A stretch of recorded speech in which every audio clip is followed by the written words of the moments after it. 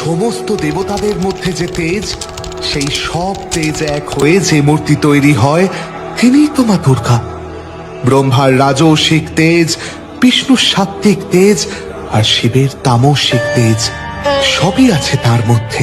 শত্রুনাশের সময় মা দুর্গা যেমন ভয়ঙ্করী, ভক্তদের বর দেওয়ার সময় সেই এক মা দুর্গাই তেমন দয়াময়ী, তেমনই করুণাময়ী। মা দুর্গাই এই জগৎকে সৃষ্টি করেছেন, তিনি এই জগৎকে রক্ষা করছেন, আবার সময় হলে তিনি এই জগৎকে ধ্বংসও করবেন।